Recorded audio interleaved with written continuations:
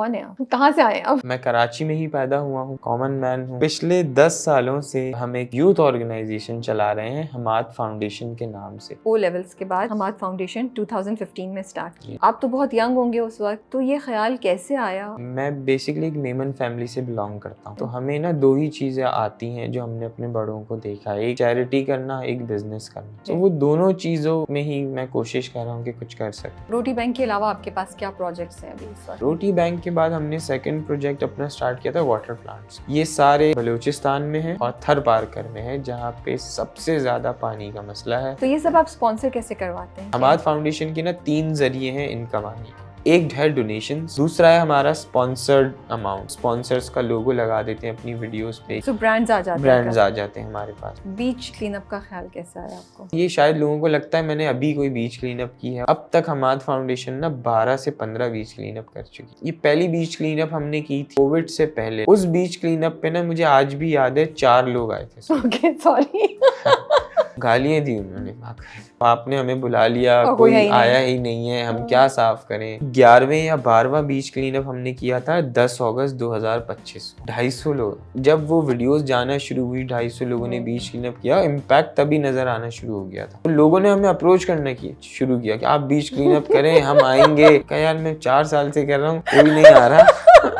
अब हम जो इंशाल्लाह बीच क्लीनअप करने जा रहे हैं वो सबसे बड़ी बीच क्लीनअप होगी, मोर ऑर्गेनाइज्ड होगी, और उसका हमने डे डिसाइड किया 25 दिसंबर। 25 दिसंबर इसलिए किया क्योंकि कायदे आजम का पाकिस्तान ना हमने बहुत गंदा कर दिया। इसके बाद हम मजीद लोकेशंस हमने आइडेंटिफाई करी हुई जो कि आइकॉनिक लोकेशंस हैं कराची की। हम बीच क्लीनअप के बाद उस जेनजी को वहाँ लेके जाएंगे और वहाँ से भी हम सफाई करेंगे।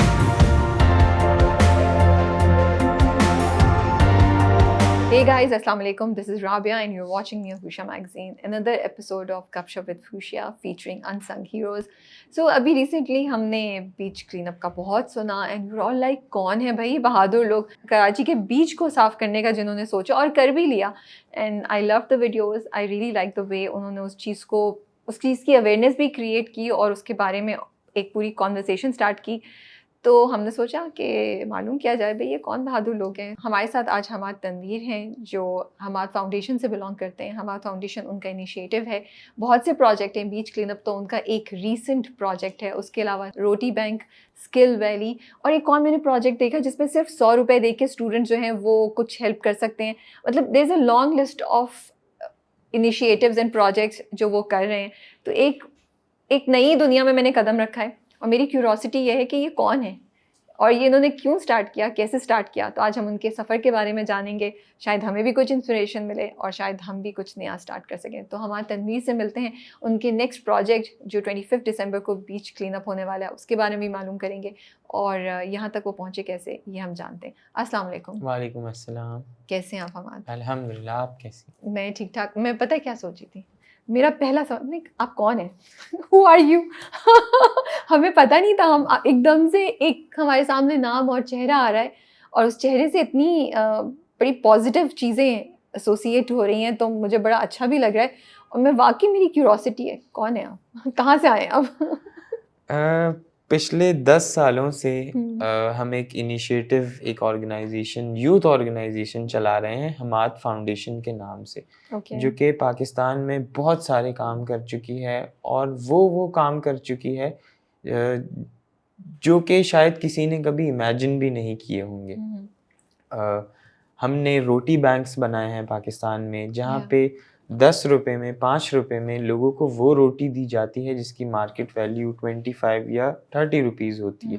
ये सिर्फ इसलिए है कि किसी भी सफ़ेद पोश शख्स को ये ना लगे कि मेरी इज़्ज़त नफ्स मजरू की जा रही है। एवरी जो हमारा प्रोजेक्ट है, हर प्रोजेक्ट में कोई ना कोई एक स्मॉल अमाउंट ऑफ मनी हमने रखा है। हमारा जैसे मेडिकल कॉम्प्लेक्स है, उसमें 50 रुपीज़ में वो इलाज होता है जो कि एक नॉर्मल आदमी 1000-1500 में करवाता है, जिसमें ड्रिप, इंजेक्शन, इवन मेडिसिन भी वहाँ पे फ्री हैं।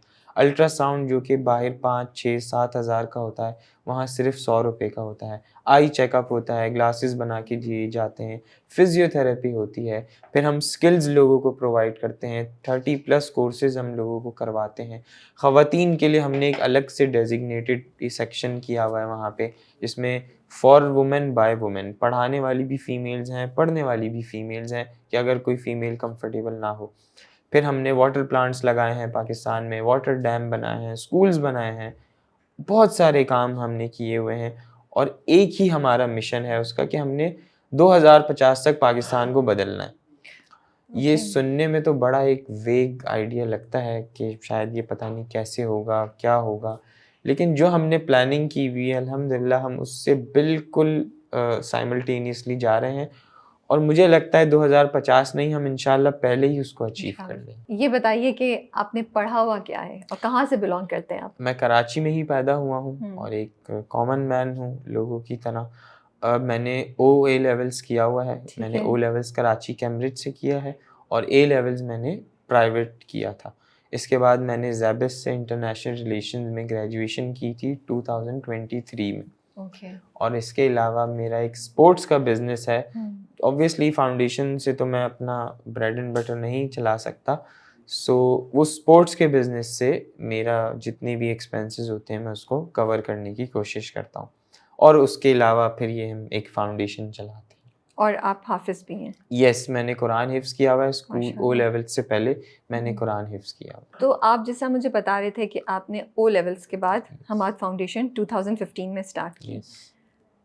आप तो बहुत यंग होंगे उस वक्त, तो ये ख्याल कैसे आया और आपने स्टार्ट कैसे किया? पहले ये बताएं ख्याल कैसे आया ये? ख़याल इस तरह आया कि मैं बेसिकली एक मेमन फैमिली से बिलोंग करता हूँ। ठीक है। तो हमें ना 2 ही चीज़ें आती हैं जो हमने अपने बड़ों को देखा है, एक चैरिटी करना, एक बिज़नेस करना। ओके। तो वो दोनों चीज़ों में ही मैं कोशिश कर रहा हूँ कि कुछ कर सकूँ। स्टार्ट मैंने इस तरह किया कि हमारा एक घर हुआ करता था गुलशन इकबाल में।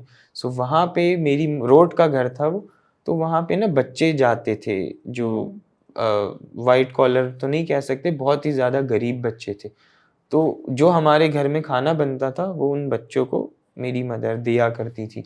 तो मैं उस वक़्त देखता था कि अच्छा ये क्यों कर रही है मेरी अम्मी, मुझे नहीं पता था उस वक़्त।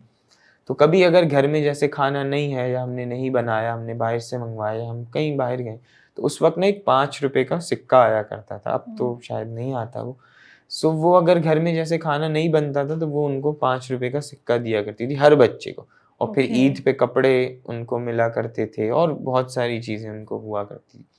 तो मैं ये सोचता था कि उनको हम ठीक है हमने खाना खिला दिया, ₹5 का सिक्का दे दिया, लेकिन क्या इससे उनकी परेशानी हल हो गई? नहीं हुई हल।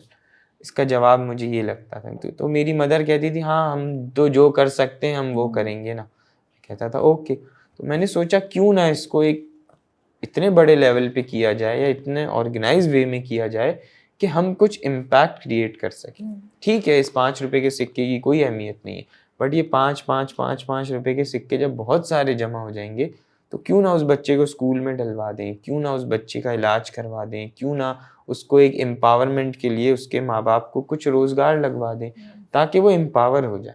तो वहाँ से ये मैंने पिक करा कि मुझे इसको एक लार्जर स्केल पे करना है।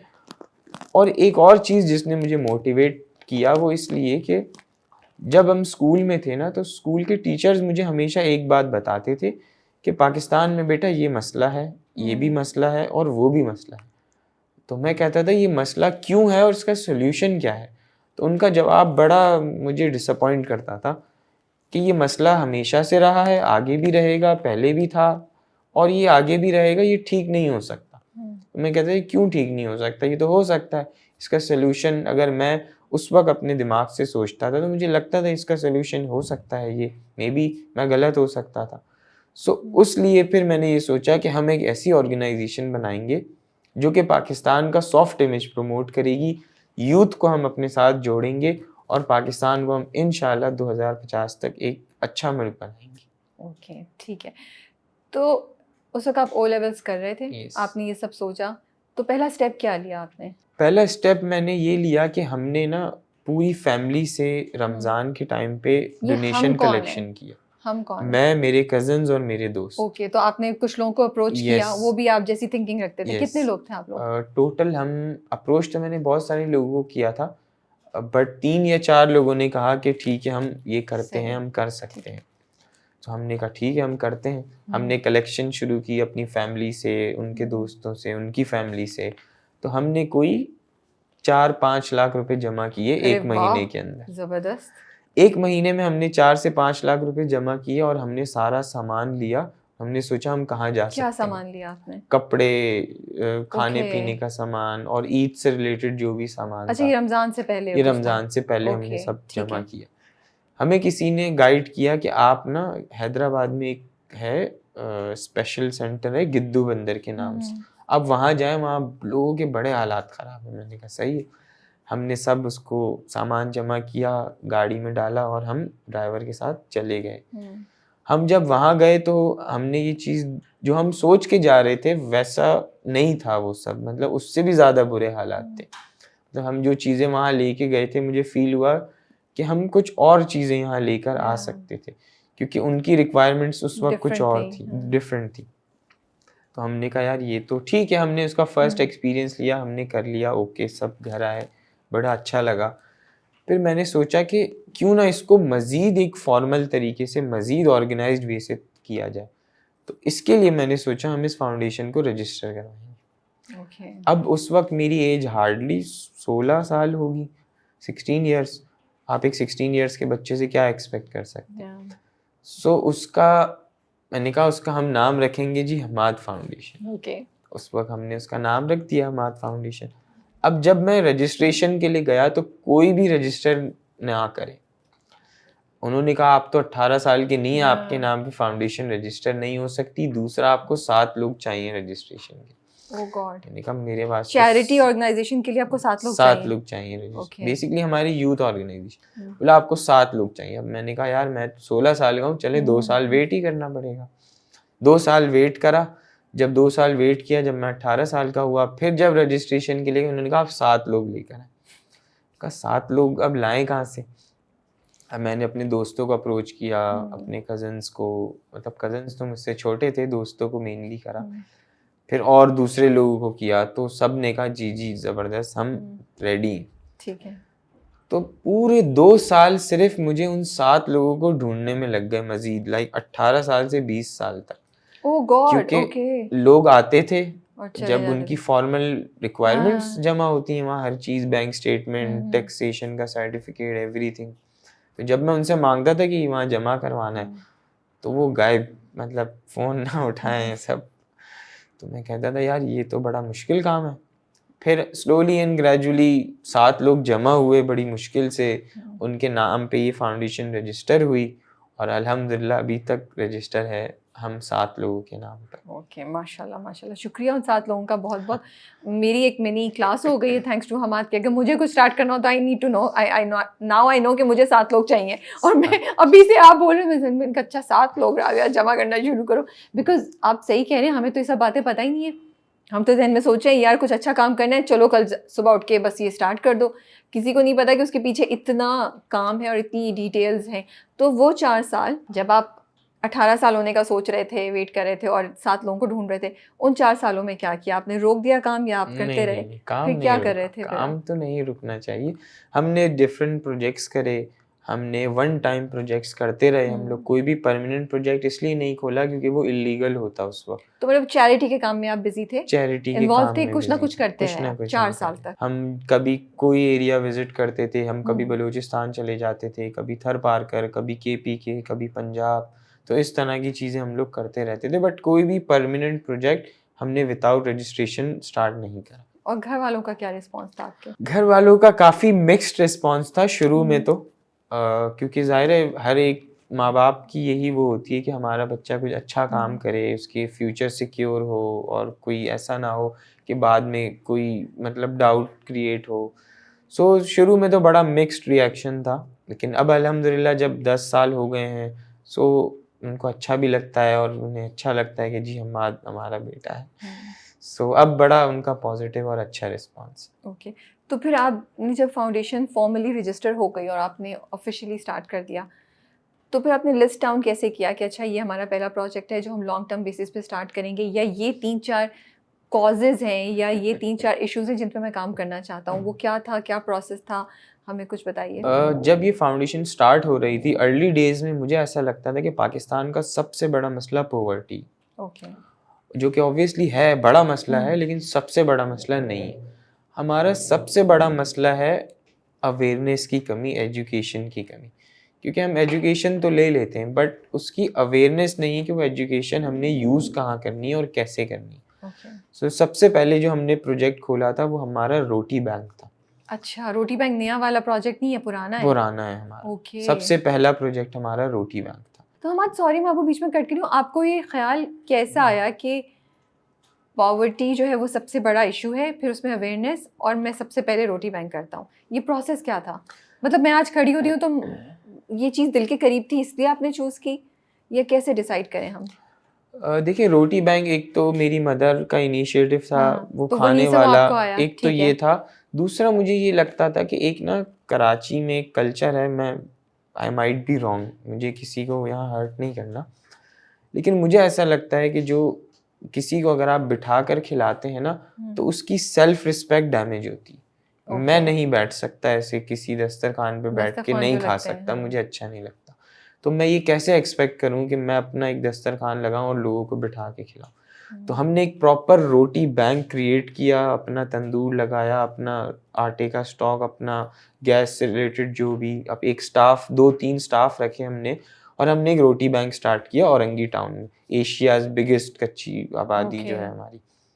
वहाँ हमने जब रोटी बैंक स्टार्ट किया तो उसका इतना ओवरवेलमिंग रिस्पांस था कि लोगों के लिए बिल्कुल ही एक यूनिक चीज़ थी वहाँ पे, कि 5 रुपए में आपको रोटी मिल रही है, वो रोटी जो कि मार्केट में 20 रुपए की है। तो 2-2 3-3 घंटे की लाइनें लग जाती थी हमारे रोटी बैंक्स पे, और जो हम सोच के आते थे कि जी ये 3-4 घंटे रोटी चलेगी, वो आधे घंटे 1 घंटे में ख़त्म। हो जाती थी। हमने कहा यार ये तो बड़ा मसला है।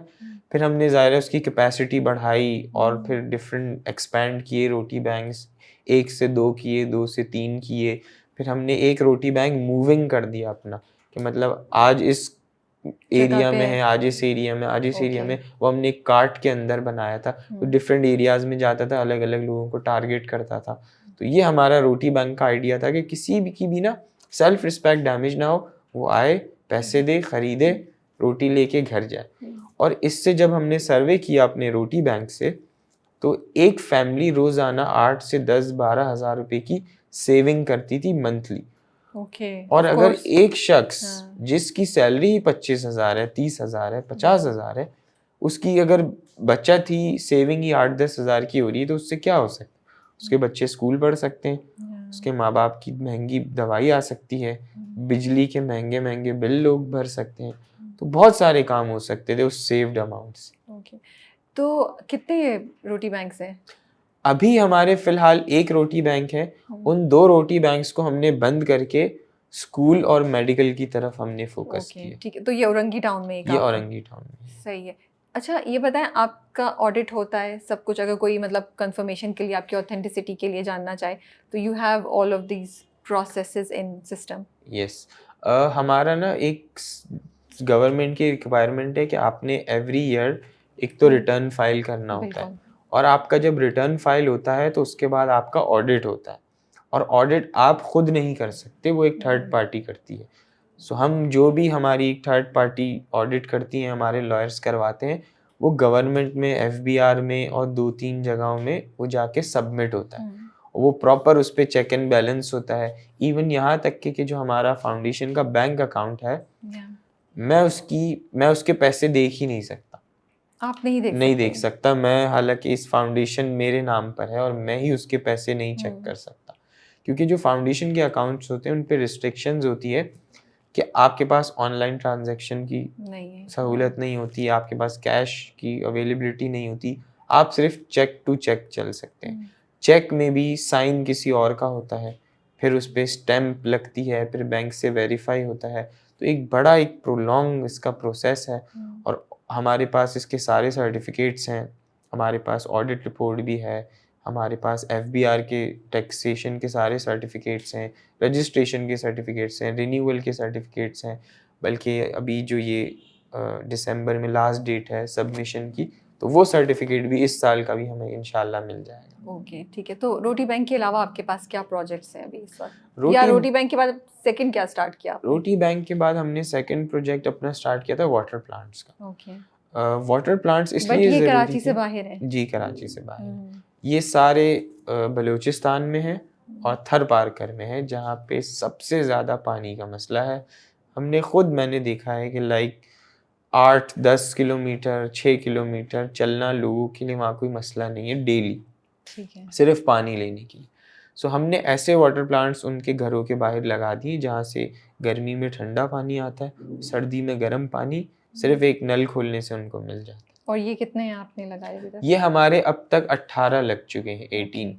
ठीक और है। इससे 18 वाटर प्लांट से डेली मे बी 6-7,000 लोग फ्री ऑफ कॉस्ट पानी पीते हैं। इस पे कोई फीस नहीं है। ठीक है। उसके अलावा स्किल वैली है आपके पास? उसके बाद हमारा स्किल वैली है, जहाँ पे डिफरेंट लोगों को हम कोर्सेज करवा रहे हैं, जिसमें फ़ीमेल्स भी हैं, मेल्स भी हैं। इसके अलावा सुबह में इंशाल्लाह वहाँ हम स्कूल खोलने के लिए इरादा है हमारा आफ्टर रमज़ान।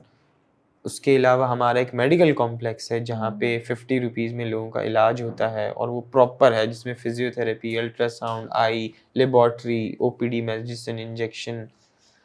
और अब तक कोई 40,000 से ज़्यादा पेशेंट हम अब तक चेक कर चुके हैं। जो हमारा डेटा का ऑडिट होता है उसमें ये 40,000 सर्टिफाइड पेशेंट्स थे जिनको हमने सेहतयाब किया अल्हम्दुलिल्लाह। फिर हमने एक स्कूल बनाया है। ये प्रोजेक्ट मेरे दिल के सबसे ज़्यादा करीब है। इस स्कूल का प्रोजेक्ट बलूचिस्तान खुसदार के अंदर हमने एक स्कूल बनाया था आज से 3 साल पहले, 2022 में। उसका बेसिक आइडिया ये था कि जब हम वहाँ पे गए थे किसी प्रोजेक्ट के लिए, वाटर प्लांट के लिए, तो वहाँ ना बच्चे स्कूल नहीं जाते थे। तो मैंने कहा आप लोग स्कूल नहीं गए, तो स्कूल जाने का टाइम है, आप लोग कहाँ पानी वगैरह भर रहे हैं? मतलब पूरे एरिया में स्कूल नहीं। मैंने कहा ये कैसे हो सकता है, गवर्नमेंट का तो कोई ना कोई स्कूल तो होगा। उन्होंने कहा नहीं, स्कूल यहाँ नहीं है, बहुत दूर है, पता नहीं 25-30 किलोमीटर, वो भी कोई टीचर्स नहीं आते। अच्छा, फिर मैंने सोचा कि यार क्या हो सकता है यहाँ पे।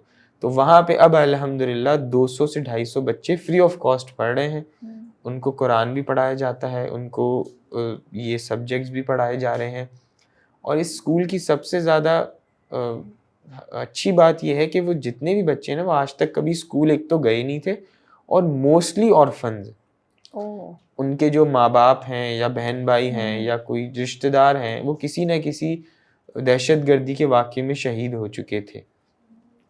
और जब हमने ये स्कूल स्टार्ट किया था, विद इन अ मंथ और मे बी 2-3 वीक्स स्कूल की रजिस्ट्रेशन फुल हो गई थी। और अब तक हमने किसी नए बच्चे को एडमिशन नहीं दिया, क्योंकि जो शुरू दिन से थे आज भी वो हमारे साथ हैं। इवन आज भी माँ बाप बच्चों को लेके आते हैं कि आप उसको एडमिशन दें, हम कहते हैं जगह नहीं है हमारे पास। तो टीचर्स कहाँ से अरेंज किया? वहीं से लोकल टीचर्स जो कि गवर्नमेंट में पढ़ाते थे या किसी प्राइवेट स्कूल में अच्छे टीचर्स थे, वो वहाँ पे हमने 3 टीचर्स 2 टीचर्स रखे हुए हैं। और एक और चैलेंजिंग बात हमें जो आ रही थी वहाँ पे, वो ये आ रही थी कि वो बच्चे ना, उर्दू तो दूर की बात है, वहाँ पे बलूचिस्तान में एक ज़बान बोली जाती है ब्रावी। तो हमने पहले उनको ब्रावी से बलूची सिखाई, बलूची से हमने उनको उर्दू सिखाई, और आज 3 साल बाद वो बच्चे जो कि उर्दू भी नहीं बोलते थे, आज फर इंग्लिश वहाँ पे बोल रहे हैं। तो एक बहुत बड़ा चेंज है। और काफ़ी टाइम से हम वहाँ जा भी नहीं चुके हैं, हालात ख़राब होने की वजह से, बट वीडियोज़ हमें मिलती रहती हैं कि बड़ा सही तरीके से वो स्कूल चल रहा है। तो ये सब आप स्पॉन्सर कैसे करवाते हैं? ये जो जितने भी हमारे प्रोजेक्ट्स हैं, ये डोनेशन बेस्ड हैं।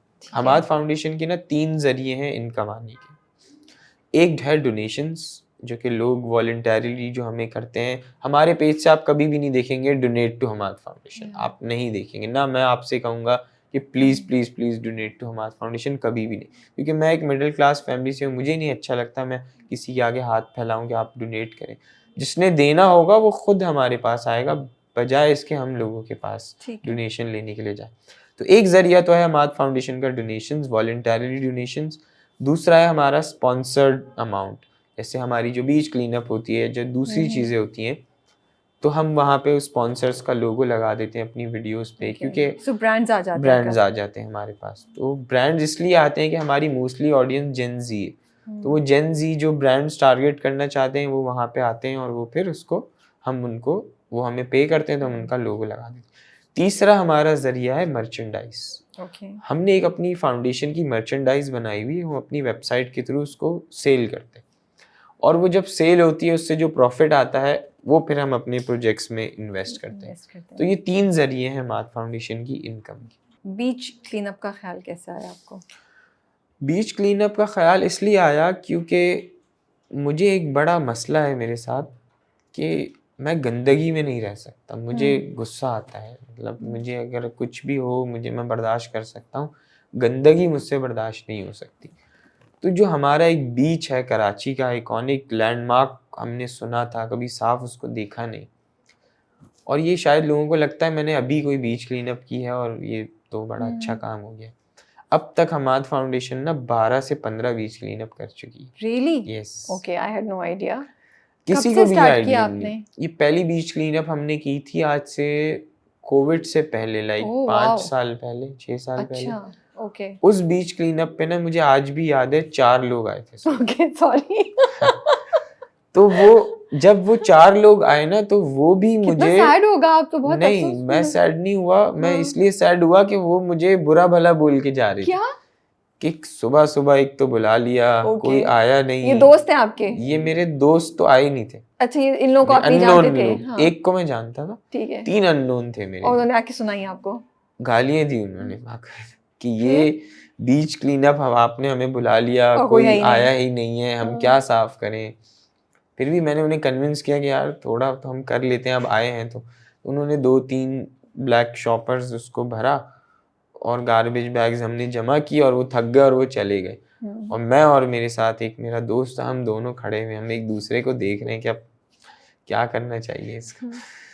फिर हमने अपनी नेक्स्ट बीच क्लीन अप की तो उसमें ज़रा ज़्यादा लोग आए, 8-10-12 लोग आए, वो भी कोई अच्छा खुश मतलब नहीं हुए। इस एक्सपीरियंस के बाद आपको हिम्मत कैसे हुई थी कि मैं आप दोबारा करते? ये मतलब मैं जानना चाहती हूँ, not offending you but I genuinely want to find out.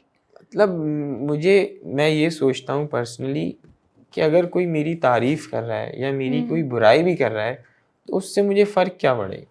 नहीं, रिस्पॉन्स नहीं आया था ना, इसलिए तो आपको ये क्या था अगली बार भी 4 लोग ही आए तो क्या करूँगा मैं? जब मैं 2015 में कहता था ना मैं पाकिस्तान को 2050 तक बदलूंगा, अभी तो फिर भी 2 लोग बिलीव कर लेते हैं, उस वक्त तो ज़ोर से हंसा करते थे। जब एक दफ़ा एक इंसिडेंट मुझे आज भी याद है, वो मुझे मोटिवेट करता है आज भी। टीचर सबसे पूछ रहे थे, हमारे वाइस प्रिंसिपल थे स्कूल में, 10th क्लास में, ओ लेवल्स का हमारा सेकंड ईयर था। सेशन एंड हो रहा था, वो सबसे पूछ रहे थे कि आप बड़े हो के क्या करेंगे, आप क्या करेंगे। आप किसी ने कहा मैं ये करूँगा, मेरी बारी आई तो मुझसे पूछा आप क्या करेंगे।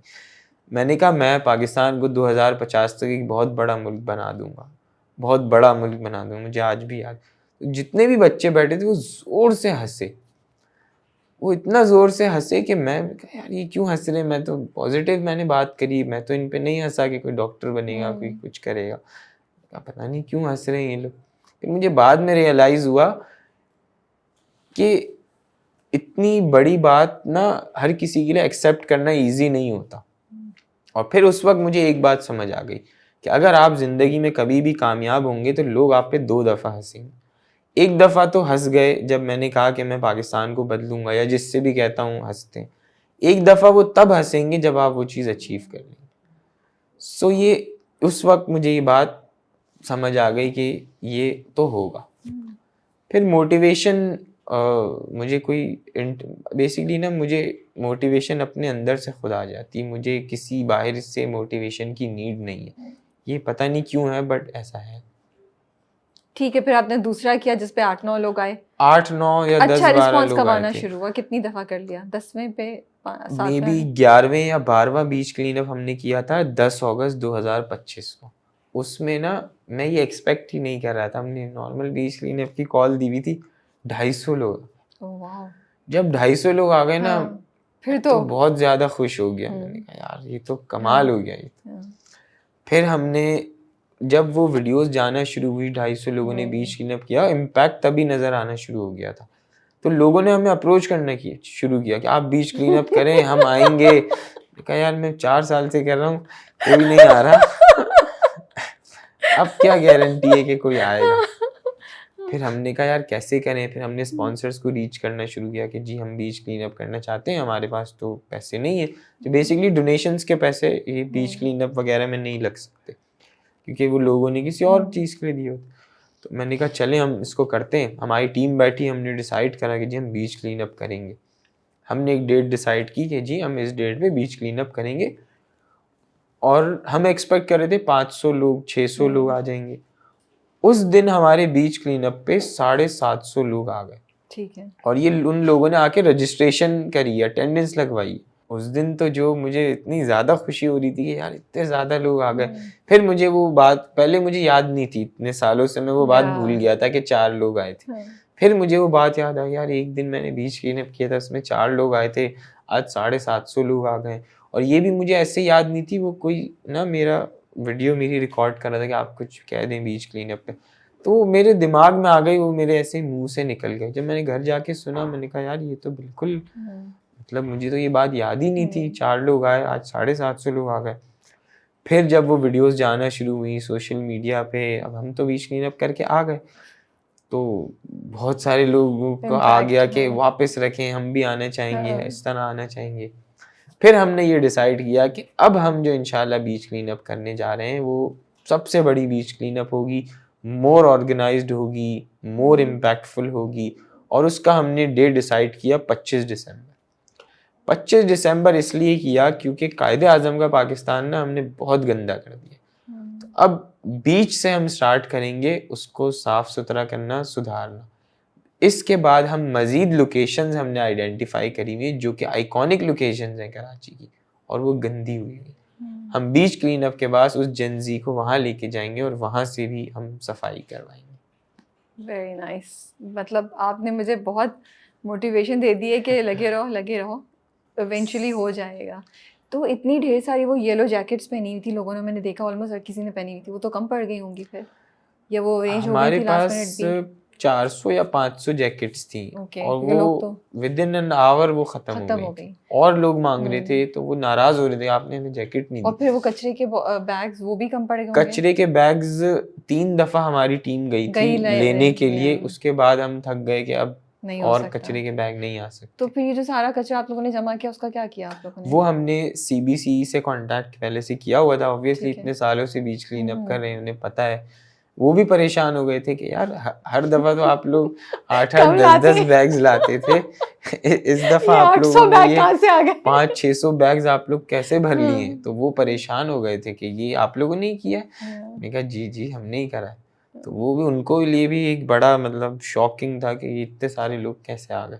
कोई इंसिडेंट नहीं हुआ, कोई मसला नहीं हुआ, कोई अच्छी बात कुछ भी शेयर करें उस दिन से जब बीच क्लीन अप हुआ? अच्छी बात तो यही है कि उससे मुझे मोटिवेशन, पहला एक चीज़ थी जो 9-10 सालों में ना मुझे मोटिवेशन मिली।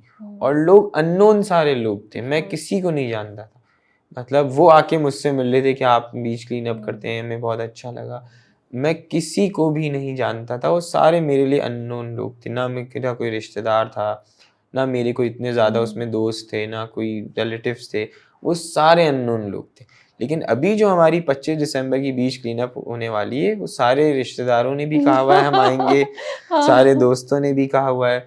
जिन लोगों से मैंने शायद 5-6-7 साल से कांटेक्ट मेरा हुआ भी नहीं, उन्होंने भी कहा है कि हम इंशाल्लाह आएंगे। तो ये एक अच्छी चीज़ है कि उनसे मेरी कोई नाराज़गी नहीं है, बट मोर देन वेलकम, आप आएँ। ये जितना शहर, ये जितना बीच मेरा है, उतना ही उन सब का भी। सो 25 दिसंबर 2025 बीच क्लीनअप का प्लान है। आप रजिस्टर करा सकते हैं हमारे फाउंडेशन की वेबसाइट पे जाके, I am sure, right? Yes. तो आप वहाँ कर सकते हैं, वरना इंस्टाग्राम पे आप DM करके भी कांटेक्ट कर सकते हैं। तो कोई स्पेशल अरेंजमेंट्स कर रहे हैं आप, एनीथिंग? कुछ सॉरी टू से मैं भी इतनी हूँ ना, हलवा पूरी कुछ ऐसा हो रहा है, नाश्ते के साथ साथ हम सफाई भी कर लें, पिकनिक हो जाए पूरे कराची के लिए।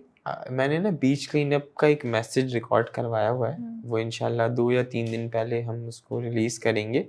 उसमें मैंने एक बड़ी बात करी है, वो मैं पहले हमारी सोशल मीडिया टीम कह रही थी हम इसको कट कर देते, मैंने कहा नहीं, इसको आप ऐसे ही जाने दें।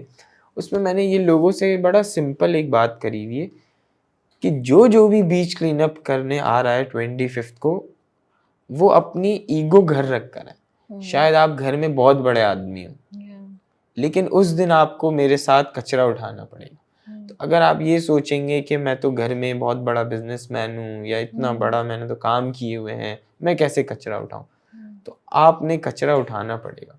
और कोई भी किसी भी किस्म की ना प्रिंसेस ट्रीटमेंट हमसे एक्सपेक्ट ना करें, सिंपल। सही बात है। क्योंकि आप आए हैं चेंज करने, आप आए हैं पाकिस्तान को बदलने। हम आपको कुछ नहीं ऑफर कर सकते, ना हम आपको पैसे दे सकते हैं, ना हम आपको रिकग्निशन दे सकते हैं। हम आपको सिर्फ एक ही चीज़ दे सकते हैं, वो है प्लेटफॉर्म और अरेंजमेंट। आपसे मैं ये नहीं कह रहा कि आप गार्बेज बैग्स लेकर आएँ, हम आपको मास्क भी देंगे, आपको गार्बेज बैग्स भी देंगे, आपको रेस्क्यू जैकेट्स भी देंगे, कोशिश ये करेंगे आपको सिक्योरिटी भी दें, और स्पॉन्सर से हमारी बात चल रही है, हो सकता है हम आपको वाटर या जूसेस भी दें। लेकिन हम आपसे सिर्फ ये एक्सपेक्ट करेंगे आप अपनी कैपेसिटी में अगर एक बैग भी आके भर सकते हैं, वो आपकी बहुत बड़ी कंट्रीब्यूशन है इस शहर के लिए, इस बीच के लिए। तो जो आप लोगों ने बीच साफ किया था वो कितने दिन साफ रहा? 1 दिन, 2 दिन, 1 हफ्ता? 1 महीना तो साफ रहा था वो। फिर ओके। उसकी आहिस्ता आहिस्ता वीडियोस वायरल होने शुरू हुई, तो लोग वहाँ उस लोकेशन पे पहुँचने शुरू हुए, और जो कार्ट्स होते हैं खाने पीने वाले वो मूव होके वहाँ आ गए जो हमने साफ किया था, और वो फिर वापस गंदा हो गया है। सो अब हम कोई ऐसा एरिया इंशाल्लाह ढूंढेंगे जो गंदा है तो वो इजीली साफ हो सके। As a foundation, as a organization जो अच्छा काम कर रही है, चैरिटी का काम कर रही है, आप लोगों का क्या चैलेंज है? क्या जो लोग मुल्क पाकिस्तान में ये चीज़ करना चाहते हैं उनको क्या चीज़ें फेस करनी पड़ती हैं? सबसे पहले तो बैकलैश के लिए हमेशा आपको रेडी रहना चाहिए कि कभी भी बैकलैश आ सकता है, मेंटली रेडी रहें। सोशल मीडिया पे जब आप अच्छा काम करते हैं तो ज़रूरी नहीं कि हर कोई आपको सपोर्ट कर रहा हो, मतलब बहुत सारे लोग आपकी बैशिंग के लिए, लेग पुलिंग के लिए भी रेडी बैठे होते हैं, तो हम इसके लिए रेडी हैं। आपके साथ हुआ ऐसा? हाँ, हमेशा होता है, कोई इसमें नहीं है। क्यों आप तो इतना अच्छा काम कर रहे हैं, किस चीज़ पे लोग आपकी बैशिंग कर रहे हैं? ज़रूरी नहीं है कि जो आप कर रहे हैं वो आपको ठीक लग रहा हो, वो लोगों को भी ठीक लग रहा हो। लाइक कि अगर हमारा रोटी बैंक है, हम 10 रुपए दे के किसी को रोटी देते हैं, तो कुछ लोग ये भी फील करते हैं कि नहीं, रोटी बेचनी चाहिए, फ्री होनी चाहिए, मेडिकल फ्री होना चाहिए, आप पैसे क्यों लेते हैं, ये तो आप वो कर रहे हैं, करप्शन कर रहे हैं। मैंने कहा था बड़ी करप्शन हो जाएगी 10 रुपए में। सो ये हमेशा आपको एक तो रेडी रहना चाहिए। दूसरा चैलेंज आपको आता है कि लोग आपके बारे में क्या सोचेंगे। तो अगर तो आपने ये सोच लिया ना कि लोग आपके बारे में क्या सोचेंगे, तो आप कोई बड़ा काम तो हो ही नहीं सकता आपका, क्योंकि लोग आपके बारे में अच्छा सोचें बुरा सोचें, आपको इससे फ़र्क नहीं पड़ना चाहिए। आपको ये फ़र्क पड़ना चाहिए आप इस ज़िंदगी में, इस दुनिया में एक मिशन पे आए हुए। अब मेरी ज़िंदगी का मिशन ये है, मुझे पाकिस्तान को 2050 तक बदलना है। जब पाकिस्तान 2050 तक पहुँचेगा तो मैं भी ऑलमोस्ट 50-51 का ही होऊंगा।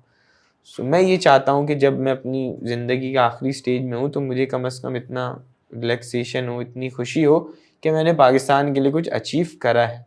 मुझे इस चीज़ से नहीं फ़र्क पड़ता मुझे कितनी रिकग्निशन मिली 10 साल से। ऑब्वियसली आपने हमेशा आज जानना शुरू किया या आपकी ऑडियंस ने आज जानना शुरू किया, लेकिन हम पिछले 10 सालों से एक इम्पैक्ट क्रिएट कर रहे हैं। और fast success is a scam. मतलब आपको अगर सक्सेस मिलेगी, अगर स्लो करके मिल रही है, आप वापस नीचे नहीं आ सकते। फिर एक चीज़ हमेशा जो हमारी जेन ज़ी की टीम है, मैं उनको ये बताता हूँ कि हमें ना लोगों ने बड़ा बैश किया है, हमें लोगों ने यहाँ तक ये भी कहा है कि आप तो सोशल मीडिया वाली जनरेशन है, आपको क्या पता पाकिस्तान के मसले। आज मैं आपको एक बात बताऊँ, ये जो हमारी जेन ज़ी है ना, जो हमारी एज के लोग हैं, ये पाकिस्तान की सबसे ज़्यादा पॉलिटिकली भी, सोशली भी, मॉरली भी सबसे ज़्यादा अवेयर जनरेशन है, सिर्फ इस सोशल मीडिया की वजह से। और हमने सोशल मीडिया के ज़रिए इतने बड़े बड़े काम कर दिए हैं जो कि कोई इमेजिन ही नहीं कर सकता था। मुझे कोई इशू नहीं है दूसरी एज के लोगों से, बट जेन ज़ी को मेरे हमेशा एक ये मोटिवेशन होती है, they may be the greatest but we are the latest. हम डिसीजन मेकिंग करेंगे। अच्छा, ठीक है। सो जितनी भी डिसीजन मेकिंग है वो अगले कुछ सालों में डायरेक्टली या इनडायरेक्टली हमारे पास आ जानी चाहिए, क्योंकि हमें पता है हमारे मसले क्या हैं और ये ठीक कैसे होंगे। ओके, ठीक है। हमारे डिसीजन मेकिंग किसी और के पास नहीं होनी चाहिए, जेन ज़ी के फैसले जेन ज़ी को करने चाहिए। वो जेन ज़ी आगे बढ़ के ले कोई नहीं मना कर रहा उन्हें। अगर जेन ज़ी लेने के लिए तैयार है तो रेडी आई है, थिंक हम सब देने के लिए तैयार हैं। रेडी हाँ। वो आप एक सैंपल पीस है ना। ट्रू सैंपल है या नहीं ये देखना पड़ेगा लॉन्ग टर्म में। लेकिन आपके अपने दिल के करीब कौन सा एक कॉज है सबसे ज़्यादा, बिकॉज आप मल्टीपल चीज़ों के साथ एसोसिएटेड हैं, खुद दिल के करीब क्या चीज़ है? मेरे दिल के करीब सबसे ज़्यादा जो हमारा स्कूल वाला प्रोजेक्ट है, क्योंकि मुझे लगता है वो जो इम्पैक्ट क्रिएट कर चुका है बलूचिस्तान वाला स्कूल, और अब नेक्स्ट भी बना, और अब ये जो हमारा इंशाल्लाह नेक्स्ट स्कूल बनने वाला है, वो हम एक प्लान हमने बनाया हुआ है कि पाकिस्तान का मोस्ट यूनिक स्कूल होगा। उसमें हम बच्चों को उस तरह से तालीम देंगे जो कि लोग इस तरह तसव्वुर करते हैं बाहर की दुनिया में जिस तरह दी जाती है। अगर किसी को कारपेंटर का काम सीखना है तो उसको कारपेंटर का काम सिखाएंगे, किसी ने क्रिकेटर बनना है तो उसे क्रिकेट की कोचिंग मिलनी चाहिए, ना कि हम उसे मैथ्स की क्लास में। मैथ्स भी ज़रूरी है लेकिन एक हद तक ज़रूरी है, उससे ज़्यादा की उसको नीड नहीं है, तो उसको उसकी फील्ड में आगे बढ़ाना चाहिए। ओके, मोर स्किल बेस्ड, एकेडमिक्स और स्किल की कॉम्बिनेशन होगी। Yes, exactly. ओके, ठीक है।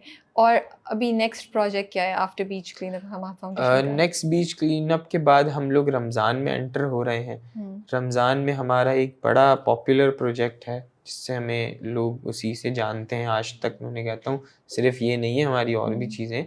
हम ना मेन हसन स्क्वायर पे एक सब्सिडाइज स्टॉल लगाते हैं जिसमें 10 rupees KG fruits, 10 rupees KG vegetables, 5 रुपए की इसमें रोटी होती है, और कोई भी एक आइटम होता है जिसमें चिकन हो गई या राइस हो गया, ऑयल हो गया, या कोई किसी भी ब्रांड का उसमें बेवरेज हो सकता है। वो हम बड़ा उसको नॉमिनल प्राइस पे 50 रुपीज़ या 60 रुपीज़ में देते हैं। सेम कॉन्सेप्ट कि रमज़ान के अंदर किसी की भी इज़्ज़त नफ्स मजू ना हो, वो आए इज़्ज़त से ख़रीदे और 15, 20, 50 रुपए में उसका एक टाइम का इफ्तारी का सामान हम उसे प्रोवाइड कर दें। सो हमारा अगर कोई आपको डोनेट करना चाहे तो डायरेक्ट कैश दे सकते हैं, ठीक है। अब जैसे आप कह रहे थे तो कोई आपको लाके सामान दे जाए, would you guys accept it? जैसे आपकी रोटी के लिए आटा दे जाए, आपके रमज़ान के स्टॉल के लिए खूब ढेर सारा राशन डलवा दे जिसको आप लोग आगे बेच सकें, would you guys be accepting it, या ये अवेलेबल नहीं है अभी अपॉर्चुनिटी? खुद मेरी ये प्रेफरेंस होती है कि हमें डोनेशन ना मिले, लोग हमें सामान दे दें, ताकि एक हमारे लिए ना ऑडिट का और उसका मसला रही ना। क्योंकि अगर आपने सामान दिया है वो हमारे आपके सामने, वो हमारे रोटी बैंक में आटा लग जाता है, स्कूल्स में हमारे बुक्स आ जाती हैं, मेडिकल में हमारी मेडिसिन आ जाती हैं। काफ़ी सारे ऐसे लोग हैं जो कि अननोन लोग हैं, मैं उन्हें नहीं जानता। अक्सर पता लगता है कि हमारे मेडिकल कॉम्प्लेक्स पे कोई इतनी सारी मेडिसिन दे गया या रोटी बैंक पे कोई आटा दे के चला गया, वो अननोन लोग होते हैं। मतलब जो हमारे इवन अभी डोनर्स भी हैं या जो हमें ये सारी चीज़ें स्पॉन्सर करके जाते हैं, मैं उन्हें नहीं जानता और वो अपना मतलब आइडेंटिटी रिवील भी नहीं करते हमें। सो ये एक इसी तरह हमारी ऑर्गेनाइजेशन चल रही है, और ये कराची की, पाकिस्तान की बड़ी अच्छी बात है कि हम लोग बहुत ज़्यादा वेलकमिंग है अगर इस तरह के कोई इनिशिएटिव करो। जहाँ एक बैड साइड है वहाँ उससे ज़्यादा एक पॉजिटिव साइड भी है, जिसकी वजह से आज हम लोग ऊपर आए हैं या हमने जो भी प्रोस्पेरिटी की तरफ जा रहे हैं। आपका एक स्टूडेंट विंग भी है, स्टूडेंट फेडरेशन भी है, HFSF। ओके, सो जो स्टूडेंट्स हैं वो भी आप लोगों को ज्वाइन कर सकते हैं और वॉलंटियर कर सकते हैं आप लोगों की एफर्ट्स में। बेसिकली हमारा ना, मुझे इस तरह फील होता है कि पाकिस्तान में अगर चेंज आया, आज आया, 10 साल बाद, 20 साल बाद आया, 2050 के भी बाद आया, तो वो स्टूडेंट्स लीड करेंगे। वो इसलिए स्टूडेंट्स लीड करेंगे क्योंकि स्टूडेंट्स सबसे ज़्यादा अवेयर होते हैं उस वक्त की लेटेस्ट क्या चीज़ें चल रही हैं, वो हम लोग नहीं होते। शायद मैं भी जब 2050 में पहुंचूं तो मैं भी आउटडेटेड हो जाऊं, स्टूडेंट ज़्यादा रेलिवेंट रहेंगे। तो हमने एक स्टूडेंट फेडरेशन बनाई है जिसमें ऑलमोस्ट कोई 60 to 70 हमारे रिप्रेजेंटेटिव्स हैं, डिफरेंट कॉलेजेस, डिफरेंट यूनिवर्सिटीज़ और इवन स्कूल्स के भी अंदर, जिनको हमने डेजिग्नेशंस दी हैं, president, vice president, general secretary, और हमने उन्हें अपना प्लेटफॉर्म दिया। ये हमारा प्लेटफॉर्म है, आप लीड करें इसको। क्योंकि हमारा स्टूडेंट फेडरेशन का एक स्लोगन है, join Hamad foundation as a volunteer, you will end up as a leader. हमने स्कूल्स कॉलेजेस से लीडर्स निकालने हैं जो कि आगे जाके 20, 25, 30 साल में पाकिस्तान को पॉजिटिव वे में सर्व करेंगे। थैंक यू हमाद, आपका बहुत बहुत शुक्रिया टाइम का, और बड़ा अच्छा लगा आपसे बात करके। और मुझे लगता है कि ये आज आपने बहुत से लोगों को गाइड भी किया होगा, उनको होप भी दी होगी कि अगर वो कुछ स्टार्ट करना चाहते हैं तो क्या प्रोसेस है और क्या चैलेंजेस आ सकते हैं। And best of luck for your beach cleanup on 25th, inshallah, and the rest of the projects also. Maybe we'll see you there. Inshallah. Thank you so much. आपको भी इनवाइट मैं officially कर रहा हूँ कि आप ज़रूर आएँ, अपनी टीम के साथ आएँ, और इंशाल्लाह जो सीन्स 25 को आप देखेंगी, हाँ, मैं बहुत एक्साइटेड हूँ। आपका पाकिस्तान का जो पर्सपेक्टिव है, जो नौजवान है, हमारी यूथ है, वो बहुत ज़्यादा डाउन फील करती है। जो भी 25 को आएगा, जो आप सीन्स इंशाल्लाह आप देखने वाले हैं, आप इमेजिन ही नहीं कर सकते। इंशाल्लाह अल्लाह आपको उसमें कामयाब करे और वो बहुत खैर आफियत और ऐसे तरीके से उस दिन आपका प्रोजेक्ट कंप्लीट हो।